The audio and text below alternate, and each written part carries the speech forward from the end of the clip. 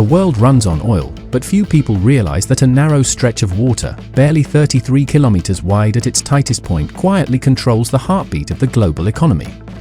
This is the Strait of Hormuz, a place so critical that if it sneezes, the entire world catches a cold. Every day, nearly 20% of the world's oil supply passes through this single choke point. That means 1 out of every 5 barrels of oil you use, whether it fuels your car, powers a factory, or generates electricity, likely travels through Hormuz. Now imagine what happens if that flow stops, even for a few days. The Strait of Hormuz sits between Iran on one side and Oman and the UAE on the other, acting as the only sea route from the oil-rich Persian Gulf to the open oceans. Countries like Saudi Arabia, Iraq, Kuwait, and the UAE depend almost entirely on this narrow passage to export their energy to the world. And here's where things get tense, because Iran controls the northern coastline, and it has repeatedly warned that if it is pushed too far, economically or militarily, it could block this vital artery. This isn't just theory. History has already shown us flashes of what that could look like. During periods of high tension between the US and Iran, especially after sanctions or military incidents, we've seen oil tankers attacked, seized, or mysteriously sabotaged in and around Hormuz. Each time, global oil prices spike instantly. Markets panic. Governments scramble. Because the truth is, there is no easy alternative route. Pipelines exist, yes, but they simply cannot replace the massive volume that flows through Hormuz daily. Now bring this into today's geopolitical reality. The Middle East is once again sitting on a powder keg. The ongoing tensions involving Iran, the US, Israel, and Gulf nations have made Hormuz more fragile than ever.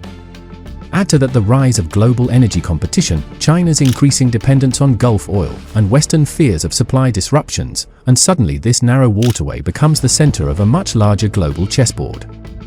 For Iran, Hormuz is not just geography, it's leverage. It's a strategic card that can be played in response to sanctions or threats. For the United States, it's a red line, because keeping Hormuz open is essential for global economic stability. That's why the US Fifth Fleet is permanently stationed nearby, ready to respond at any moment.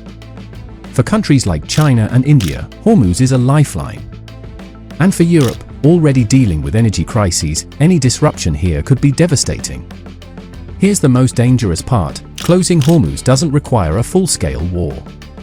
Even minor disruptions, like naval harassment, drone attacks, or mines, can create enough fear to slow or halt shipping.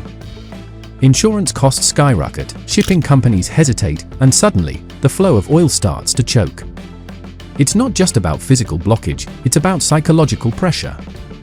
And if Hormuz is ever fully blocked, oil prices could skyrocket beyond imagination. $150, even $200 per barrel isn't unrealistic. That would trigger inflation across the globe, crash economies, and hit developing countries the hardest. Food prices would rise. Transportation costs would explode. And millions of people, far from the Middle East, would feel the impact in their daily lives. So when you hear about tensions in the Middle East, understand this: it's not just regional politics. It's a global risk centered around one narrow strip of water. The Strait of Hormuz isn't just important, it's indispensable. It is the world's most dangerous bottleneck, where geography, politics, and economics collide.